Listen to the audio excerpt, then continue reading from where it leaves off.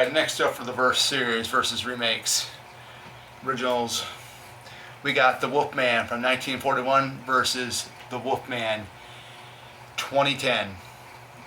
So, I have seen some of the Universal Monster films. Most of them I've seen was Dracula, Frankenstein, Creature from Black Lagoon. The Wolfman, Lon Chaney's Wolfman, I've never really watched. Never really got into that. My thing was with werewolves, I really liked The Howling, American Werewolf in London, stuff like that. But when they did the remake to the Wolfman in 2010 with Benicio del Toro, I had to do that for that reason. Benicio del Toro. That was an awesome movie, man. What a huge update for a remake. The visual effects for the werewolf, everything was just, or the Wolfman is what they call him in this, was just spectacular, mind blowing, everything. The best I've ever seen. And it's a period piece, so it's set in the old ancient times, you know. But I mean, it was awesome. It's definitely one I do need to get in my collection in physical format, because that's how good it is. I don't know why I don't got it, but you know, of course, I'm getting back into the horror craze as well. I mean, I like a whole bunch of other things too besides horror, like superheroes and all this other stuff. But the Wolfman, I don't know what can really be said about the 1941, since I've only seen bits and pieces of it. But I know the remake was really, really good.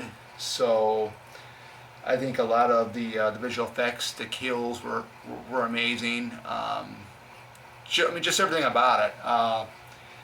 Like I said again, this video here is going to be very, very short, because I mean, I have not really seen the original Wolfman all the way through, but I do know it was good for its time. I mean, I love the Boris Karloff Frankenstein. I mean, that's my all-time favorite Frankenstein movie.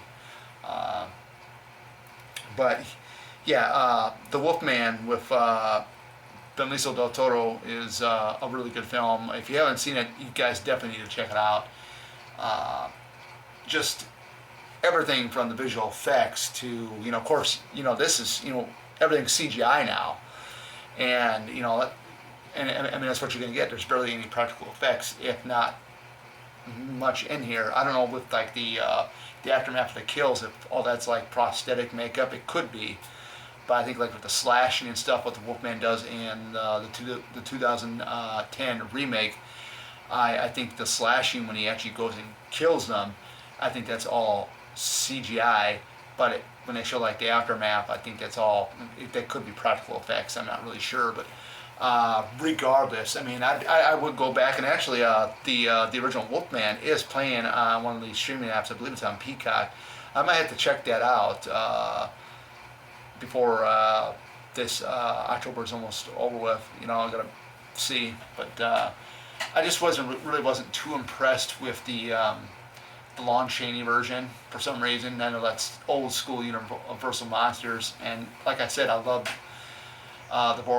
the Boris Karloff Frankenstein. Sorry, it's like a tongue twister. Boris Karloff Frankenstein. I really love that one. It's got to be my favorite, along with the Creature from the Black Lagoon. Yeah, the Wolfman from 2010 was amazing, guys. It was awesome, and I don't know what else can be said about it, but that is it.